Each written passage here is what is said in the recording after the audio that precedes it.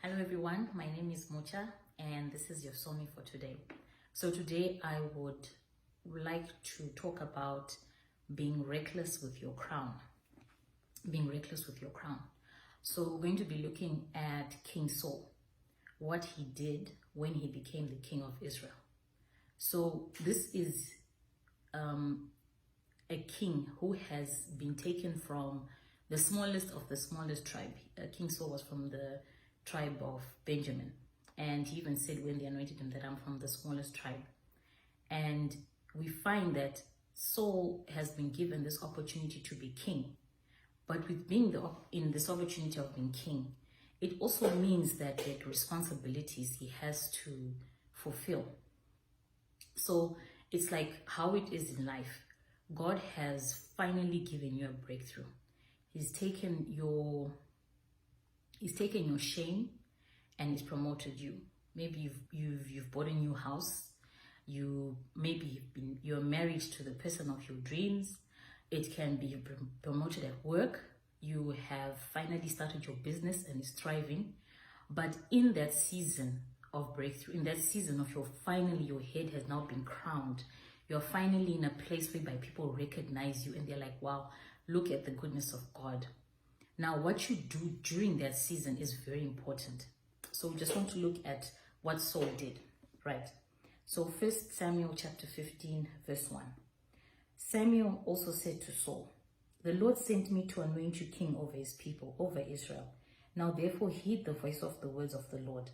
Thus says the Lord of hosts, I will punish Amalek for what he did to Israel, how he ambushed him on the way when he came up from Egypt. Now go and attack Amalek and utterly destroy all that they have, and do not spare them, but kill both man and woman, infant and nursing child, ox and sheep, camel and donkey." So God's instructions were very clear. The Amalekites are enemies of my people, the Israelites. You as king, lead the army and destroy anything that belongs to an Amalekite.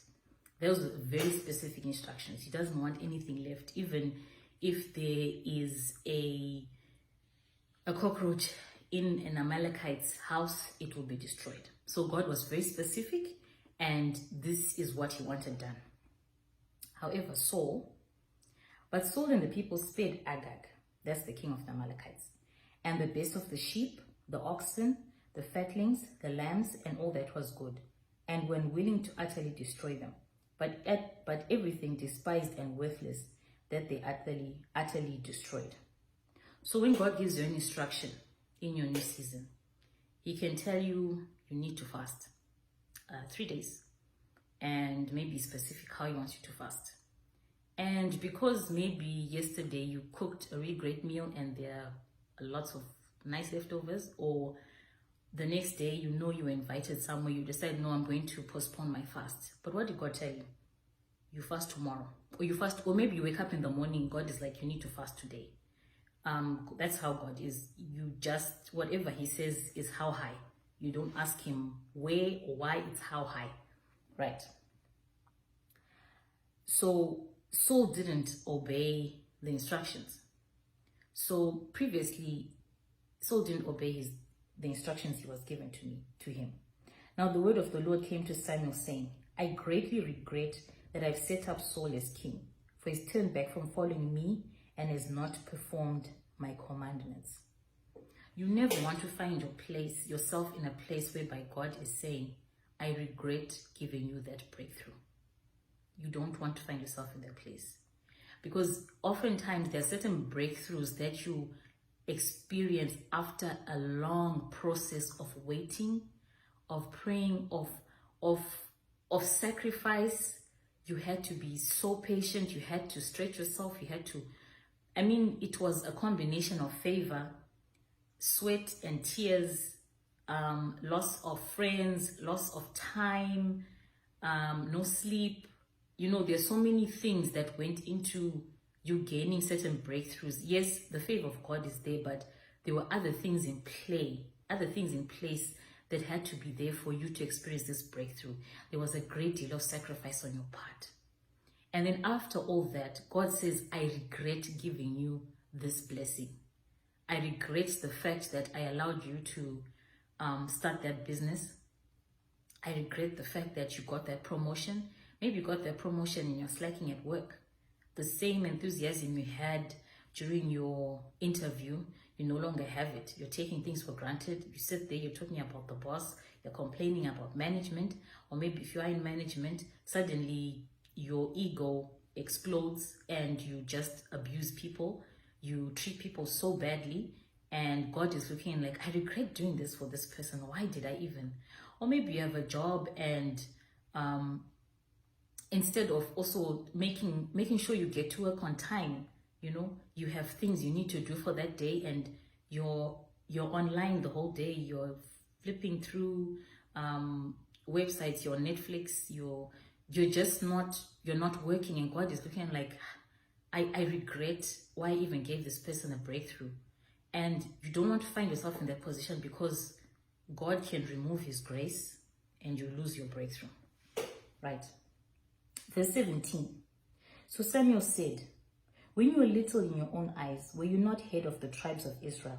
And did not the Lord anoint you king over Israel? Now the Lord sent you on a mission and said, go and utterly destroy the sinners, the Amalekites, and fight against them until they are consumed. Why then did you not obey the voice of the Lord?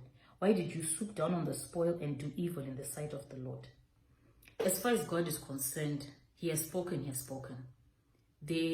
he has his reasons why he wants to do certain things. For example, God has told you that, right, you started your business. I want you to go on the east side. And the west side probably has more traffic. It has maybe better buildings. Maybe it's more upmarket. And God is telling you, no, I want you to go on the east side. Remember, God is the Alpha and the Omega. He's the beginning and the end. He knows the beginning from the end. So when God is telling you to instruct you to do things that don't make sense, obey.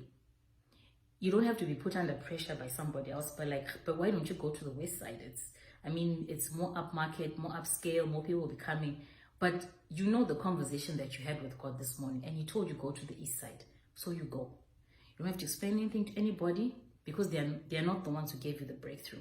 And these are the same people who, in the event that your shop does fail on the west side, they'll be laughing at you. So as far as anything is concerned, what God is telling you to do, it doesn't have to make sense. His ways are not your ways. As far as the heavens are from the earth, so are his thoughts from your thoughts. You and God's thinking are not the same.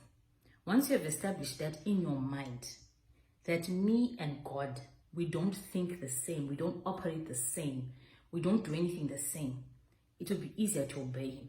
You trust God, because he said it's impossible. Without faith, it's impossible to please God. You just have to have faith. You heard God once, he spoke once, twice you have heard. So whatever God has instructed you to do, do it. I'm encouraging you. I know I'm speaking to someone today. Whatever God has told you to do, do it. It doesn't have to make sense to you or anybody, but you know in your spirit, God has spoken. And that is it. Don't lose your blessing because you are disobedient, or you pick and choose that, okay, this is convenient for me and this is not convenient for you.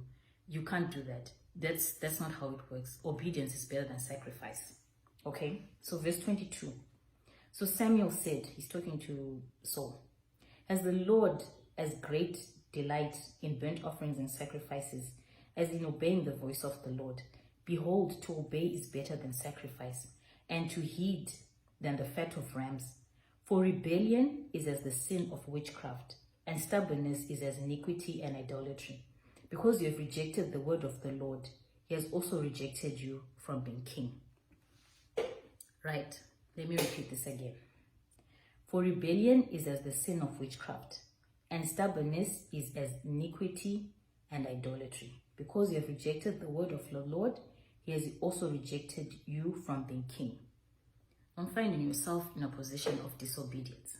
I've just read this from the word of God. It's not coming from me. Rebellion is as the sin of witchcraft. We all know witchcraft. Witchcraft is not, we know witchcraft is, to lack of a better word, we know witchcraft is bad, right? And you being rebellious towards God is the same as witchcraft. God knows, he knows the beginning, like I just said earlier, he knows the beginning from the end. So when he gives instructions, he has a reason why he's doing it. And also, if you look at it on the flip side, God has found someone who he says, look, I found someone who will listen to what I'm saying. I found a vessel. I found someone who I can say, okay, do this, and they'll do it. That's what God is looking for. Because as much as God is all powerful and mighty, he can't come down from heaven and do certain things. Those are not the laws, right? So the God is looking at you and he's saying that, look, I found someone who I think I can send. I can ask them to do this for me. I can ask them to do this for me, and they'll do it. That's what God is looking for. And God also, he writes blank checks. So imagine having an employer, the infinite I am that I am, the creator of the universe, who has an open check. He's saying that you've obeyed me so much, I'm writing out this blessing to you. And remember, no eye has seen, no ear has heard what God has prepared for them that love him. So, and according to his purpose. So imagine God writing out a blank check and he's just saying, look, I know that you, whatever I ask you to do it. I am pleased with you. Anything I've said, you do it. I am so pleased with you. God will protect you. God will honor your labor of love, your labor of service. And the things that God will bless you with, the things money can never buy. They can never ever buy for you. So I'm just encouraging you today. God has told you to do certain things. It doesn't have to make sense. It's not about making sense. It's about following the instructions. And when you follow the instructions, God will bless you. And when God blesses you in such a way that money cannot buy it. There's no amount of money that can do what God can do for you when you walk in obedience. And sometimes it's not easy.